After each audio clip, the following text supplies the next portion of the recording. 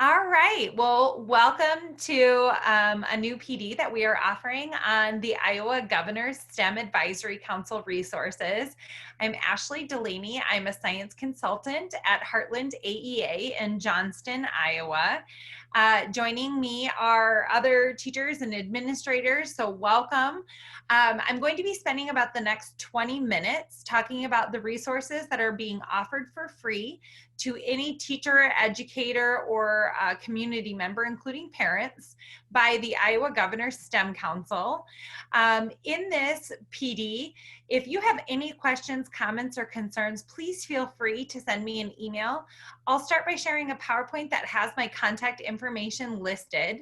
If you have any questions about the actual webinar that I am showing right now, feel free to send me an email. If you have further questions about instruction or anything else, you're also welcome to email me. I'm one of 3 science consultants at Heartland, and I'll show that contact information as well. However, you may be joining us from anywhere across the state. Just know that there are science consultants that can help you about any of this information in any one of our AEAs. So I am going to start by sharing my screen.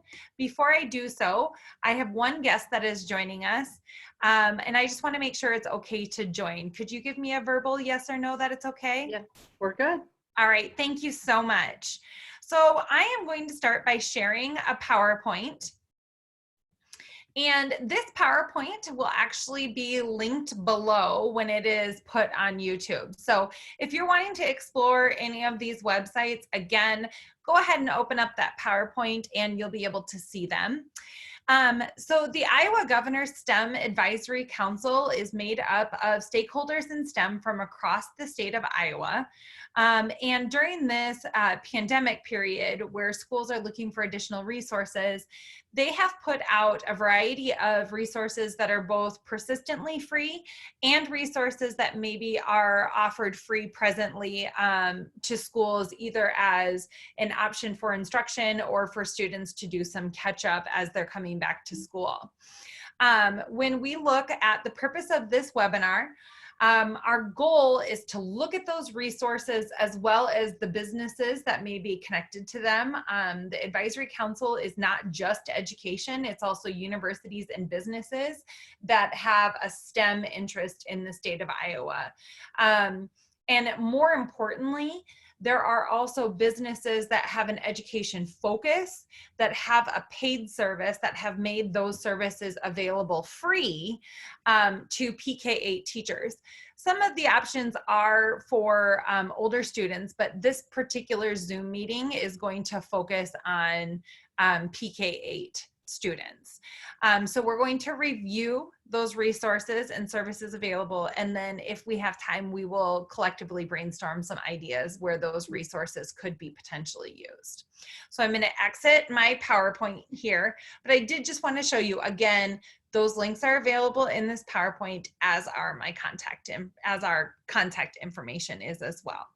So I'm going to go ahead and open up my next window. Hang on just a second here. I got to stop my share. And I'm going to share my new screen here, which is going to be my Internet Explorer or my Google Chrome. So the very first page I am showing you is just going to be our Iowa STEM Advisory Council main page. And I have simply just gone to iowastem.gov. That's going to be the Governor's STEM Advisory Council main page. When you come here, there are a variety of resources that are always available. Underneath educators, there's the Scale Up programs, which are programs that have gone through a vetting process and are available to teachers. There's also some transition guides from looking at high school into universities. And then there's also a lot of information on resources. These particular resources are resources that I was telling you are persistently available. You can click on any of these and they're going to give you a plethora of information. But today, I actually want to talk to you about the resources that are specifically free because of COVID. Iowa STEM Council is calling these the teachable moments. These are a collection of resources that have been put together and curated by the STEM Council to make sure that STEM is available to students during this period of unprecedented education. So the very first thing that I want to point out is that they do provide the 4 main sources of PD and education in Iowa. One of them is Iowa PBS, and they have also created a new portal that is called the Iowa Phenomena Project. So we know in NGSS and the Iowa Core Academic Standards, teaching through phenomena is a great way to pique students' interest. So when we have students that witness the changing of trees and maybe a time-lapse moment or a time-lapse video, excuse me, or we watch the river flow and we see fish swimming upstream, those are phenomena that students can observe, and it engages them into the excitement of science that's around them.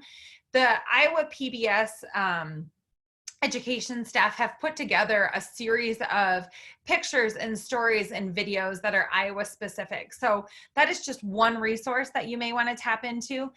They also have a variety of kits and resources that are available that can be delivered to any school district in the state of Iowa. They actually bring them to you. They have building blocks and books and science experiments and magnifying glasses and all sorts of different resources that are available.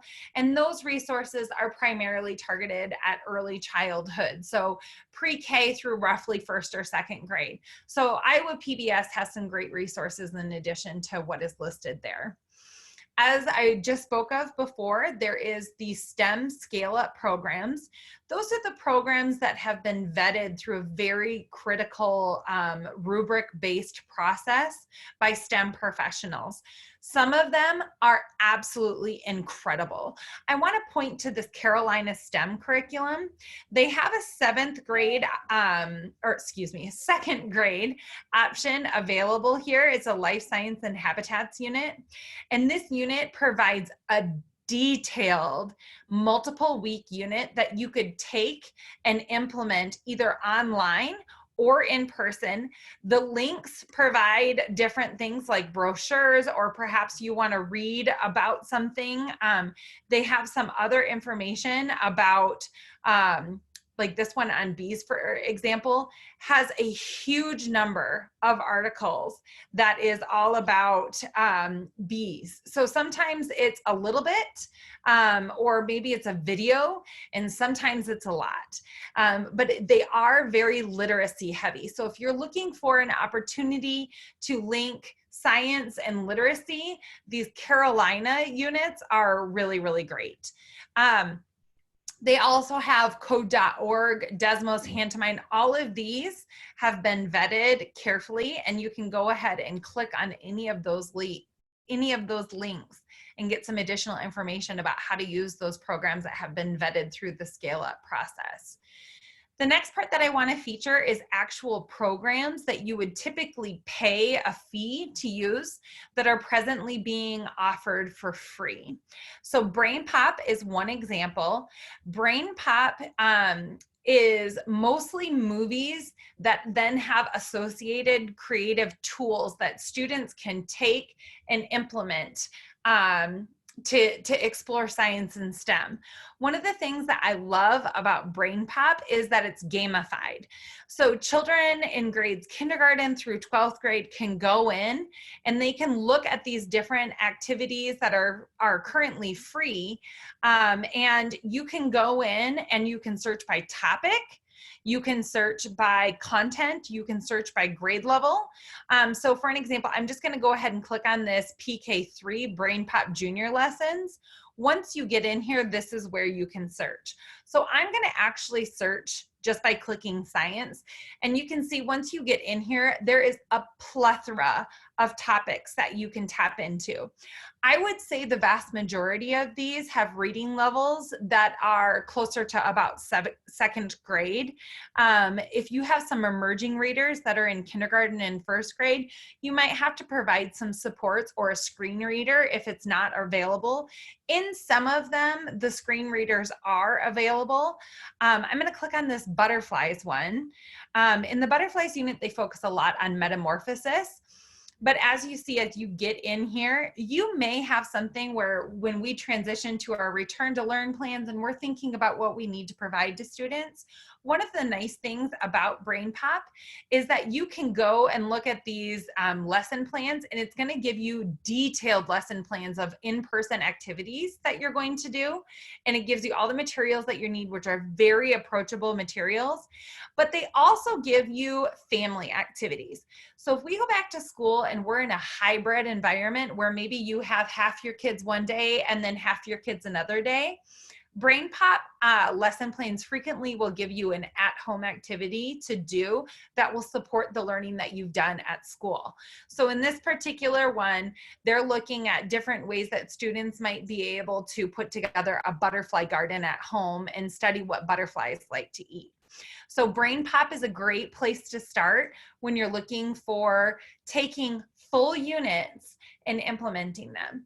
I want to be very clear that these activities are currently free, but they may not always be free. However, as you are building an online learning platform, perhaps you're using Google Classroom or Canvas, you can actually take these links and build a unit for students in your Google Classroom by using that initial outline that I showed you on BrainPop. And again, a lot of times you can come in here, and you can go into even what kinds. So the very first thing I clicked on was lesson planning. You can go back into that main page and look at specific school to home activities that you may want to focus on instead of doing an at school activity if we're 100% online. Okay, so I'm going to actually go back to our main page. So that's BrainPop. The other thing that's nice about BrainPop that I did not feature is that they do have assessments. I will tell you that the assessments are largely automated. So you're not going to get a lot of writing prompts. You're not going to get a lot of interactive assessments, but it would be a great place to start if you're looking at formative assessment or if you're looking at maybe some elemental parts of an assessment that you may want to turn into a writing prompt. The next thing that I'm going to feature is going to be called Discover E. Discover E is all about engineering. One of my favorite parts about Discover E is that it is 100% interactive and hands-on, and the vast majority of the activities use what I would call home common materials like tinfoil or ice cubes. And so it's a really great way for students to be able to do engineering at home.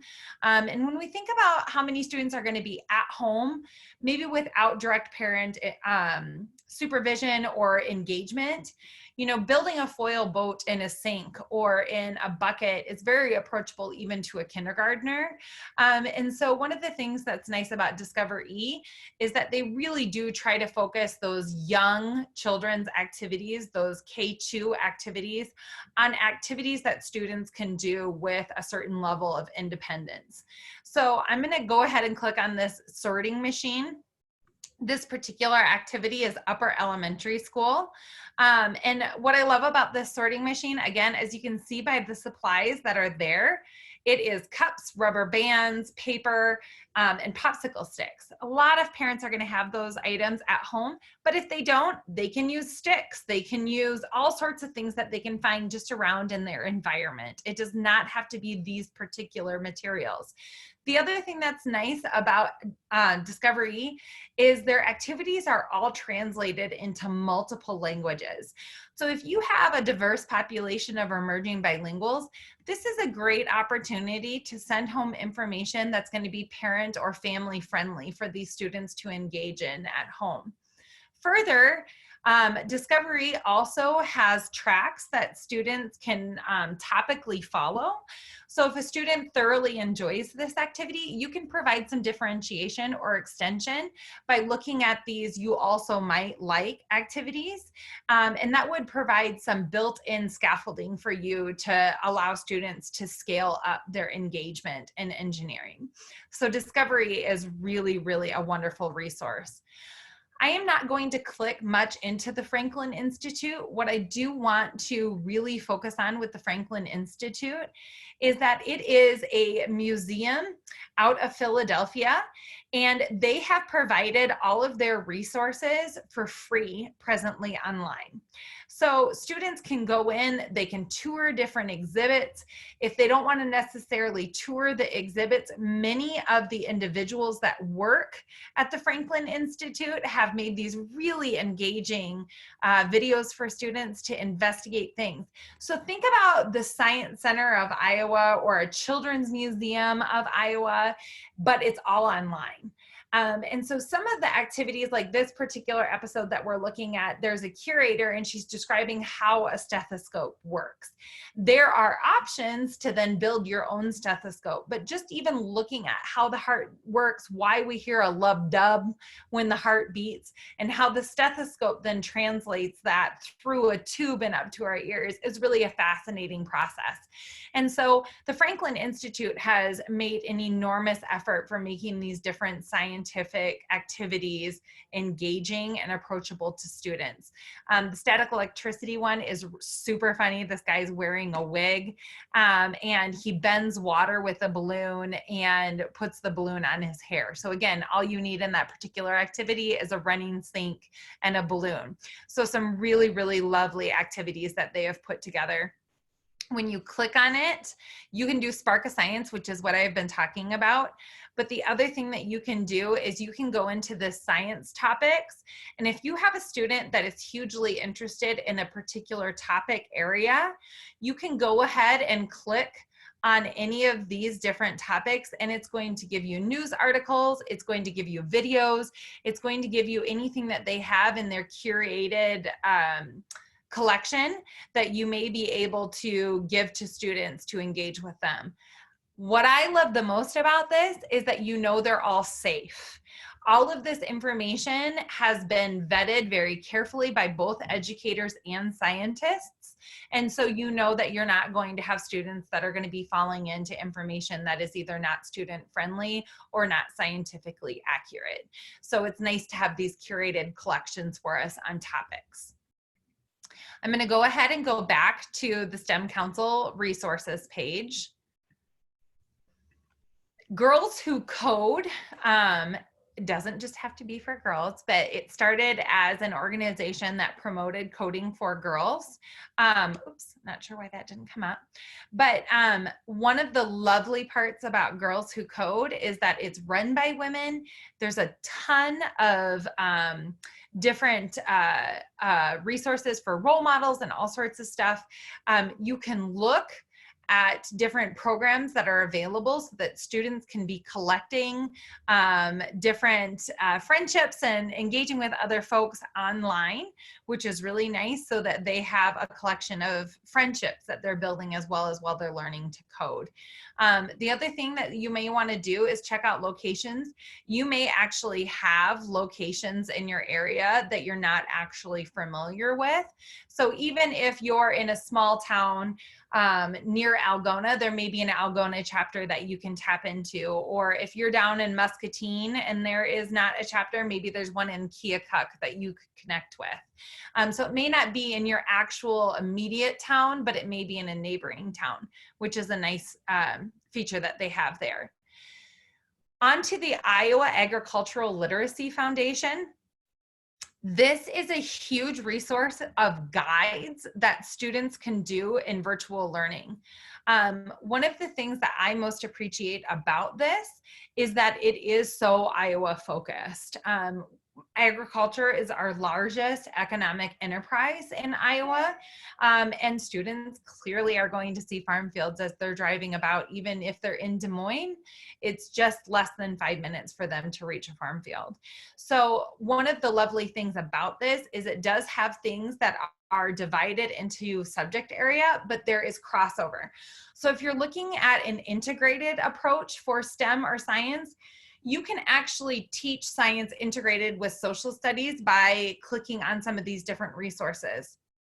You do need to register for them, but they are free. So these codes that are provided right here is going to give you an opportunity to get into the class for free. So I'm going to go ahead and click on the science-based study of a soybean lifestyle or life cycle.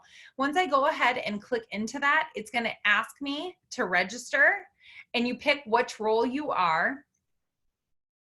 And it's going to ask, and so the class currently is not there. And then I would have to set up my class to then integrate this lesson plan into my class. Okay, so once I'm in as a teacher, I can then upload things into the class as a student. Oh shoot, I don't have my class set up, but you get the idea. You're going to have to set up your own class. Okay. The other thing here is that they do a great job of integrating literacy and storytelling into their experiences. So you may want to go ahead and click on My Family's Apple Farm.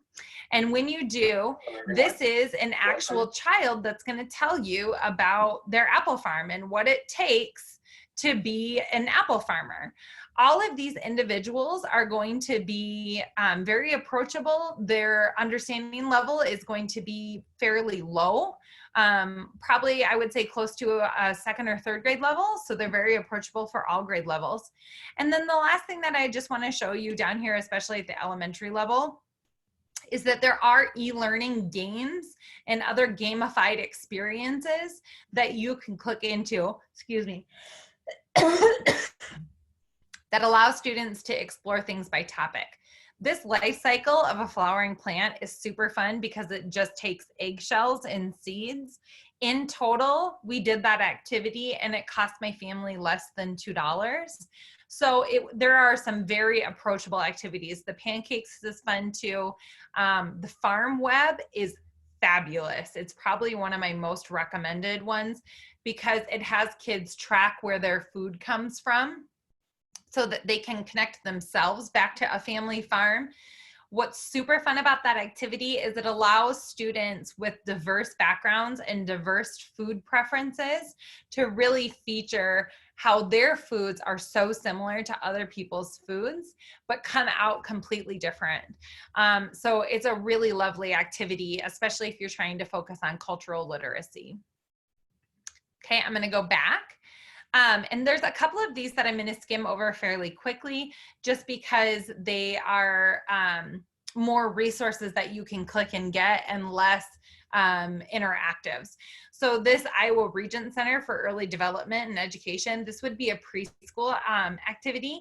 And this one is one of those take and get activities. So there are different games that you can actually click on and really excuse me, and really all you have to do is purchase the game or print the game. So there's a wonderful resource for early childhood educators. The Iowa State Engineering is Fun is an outreach program through Iowa State. I would highly recommend this one, again, for engineering interests. This is fairly in-depth. When you're doing these at-home activities, they release them on a regular basis, and then they can tell you what exactly is going on for their recommended activity for the day. Some of these at-home activities only have a 5-minute video, but they may lead into a much more in-depth exploration for students. So it's very project-based learning. The next activity, I'm going to actually provide a little bit of detail. 4-H has also provided wonderful activities. This one is called Chick It Out, and it's a challenge about understanding chickens and eggs. The other link here where it says Iowa 4-H actually takes you directly back to the same lesson plan, but If you go to that PowerPoint that I provided at the beginning, the link that it should take you to is this page. And this page provides many, many more activities and at-home specific activities. So going back to that butterfly activity that we looked at the very beginning on BrainPop, you may want to do more with butterflies. And this is going to allow students to engage, excuse me, to engage in a long-term activity that would be happening in person in a classroom. But this takes it and allows it to be at home. So it's almost like a virtual learning experience that students would have in class. I know many elementary teachers have bought the painted lady butterflies, had them hatch in their cocoons, had the caterpillars, all of the entire experience. This allows students to go through that whole experience, but it's all videos online so that the butterflies actually hatch before their eyes over a period of time. So perhaps you want to talk about metamorphosis. This gives you an 18-day experience where students are watching a video that's anywhere from 1 to 5 minutes long, and they can have that month-long butterfly experience while they're at home. A lot of the 4-H activities are similar to that. So that's just the butterfly one. But like I said, there are multiple 4-H activities that you can tap into. And again, just a reminder, the proper link is in that PowerPoint that I've provided at the beginning of this. That'll also be linked in the comments. The Lego challenge is just 30 days of ideas, like build a doghouse, build a store. It allows kids to take Lego sets that perhaps they've already put together and be a little bit more creative with them in open building play. The NASA at Home website is amazing. Friends, you can have astronauts read to you from the International Space Stations. You can do a flight simulator where you're trying to dock a probe at the International Space Station. You can get firsthand videos. You can explore galaxies through the Hubble telescope. You can actually even build using the Apollo moon capsule, which I love this. You take this printed activity, and then you're building what would look like the moon capsule that landed on the moon. And with this activity, then there are different parts where students can go in and watch the actual Apollo moon capsule land on the moon and depart from the moon. So it's not just a singular activity, it's kind of a whole experience. So again, when we're thinking about that hybrid learning experience, this might be something that you send home with kids to do with their parents, where you might be doing the actual moon exploration and talking about the Apollo in a Zoom format, or you may be doing that in class prior to sending them home with this. But I want to emphasize that NASA actually has way more than that. They have made their entire photo gallery free currently. And they've also made all of their different telescopes, images, and videos about each of the telescopes free as well. And so it's really cool to go in there and look at what they have to offer as far as resources for both teachers and students. I do want to go into these videos because I think these videos are probably the biggest treasure on this website. So for an example, there is a gal that has currently been in space for 300 days. And the video doesn't just talk about what it's like to be in space. It also talks about why having someone in space for that long is important to science. So they're talking about monitoring her body systems. They're talking about looking at what weightlessness does to our muscle mass. How do you work out in space to keep your muscle mass up? What happens when you return from home or return home to Earth after you've been in space for that long? What happens? And just how even though she was in space for 340 days, that it was actually her return to Earth that the real science of, you know, how it affected her systems came to be, and how it may be used when we study people going to Mars and some of the different things that are out there for NASA. So nasa.gov, amazing resource that's currently available completely and for free. The National Inventors Hall of Fame, I'm not going to click on this for a long time, but one of the fun things about this activity or about this website, they give you all sorts of activities and lessons to do. But before you jump into the activities and lessons, I want to recommend that you actually take this quiz with your students. So the quiz is like, what kind of things do you like to do? And it emphasizes that inventors do lots more than build machines. So frequently that's what we think of. But really the National Inventors Hall of Fame emphasizes that, you know, the retractable dog leash, for an example, was built by a mom who wanted to be able to let her dog run a little bit more free, but she was tired of it pulling on her arm. And so there's really some lovely activities here. Kevlar, for an example, why it was invented. And so the diversity of inventions is really emphasized on this website instead of focusing just on mechanical inventions, and I loved that. Another invention that's featured is the recipe for chocolate chip cookies. So really a diverse body of inventions, and I like that as well. The PAST Foundation is a maker's emphasis. It is a museum similar to the Franklin Institute, where they have taken all of these resources and they've put them online to make them accessible to people. With this one, you do need to register. The registration form is fairly simple, and it's not, I haven't ever received an email from them.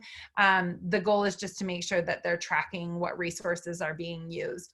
But they have a particular germs and soap activity that really just uses hand soap and some household materials. So that you can see what happens when you wash your hands with and without water. Obviously very timely in our particular climate. Pop Fizz is again another practice-based oriented website. Pop Fizz can also be used for coding. And one of the lovely things about Pop Fizz is that it's great for older kids. A lot of our coding websites are either quite simple or fairly complex. This one does a great job of helping kids find the middle ground. It is very time intensive. So these 5-day coding boot camp courses are super, super, super time intensive. So it may not necessarily be something that you're using with younger students, but older students as an introduction to computer science. And again, they can be used as full courses. Excuse me, we're getting closer to the end. The Science Center of Iowa at home, they have added a ton of things online for students that are Iowa specific again. They have this lovely, excuse me, oops, that was a little louder than I anticipated. They have this lovely YouTube channel called Science in 60-ish Seconds. And this is a wonderful way to provide that phenomena and engage kids further into something. Almost all of the activities that they provide are kitchen chemistry oriented.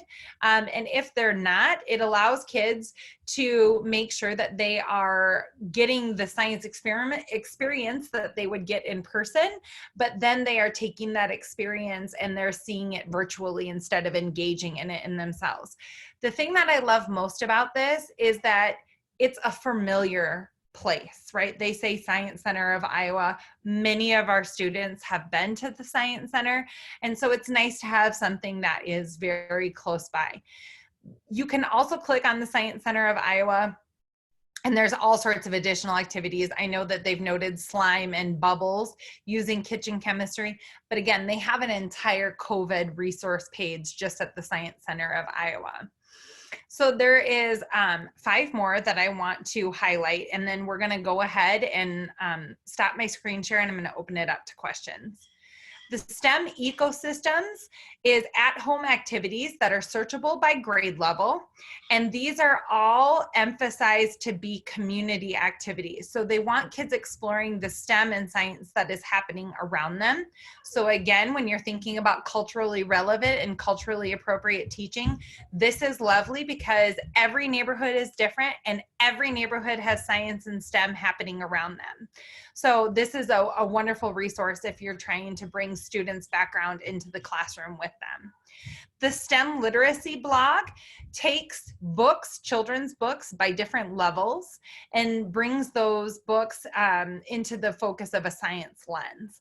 So especially in early childhood with such a heavy literacy focus, this is a great way to bring science back into your classroom when there is so much focus on literacy. Tech for Learners is another technology emphasized website. You can use this to search different products. This is not my favorite website in full transparency. I think it could be useful for a lot of people, but it's not as take and use friendly as some of the other ones that we have featured today.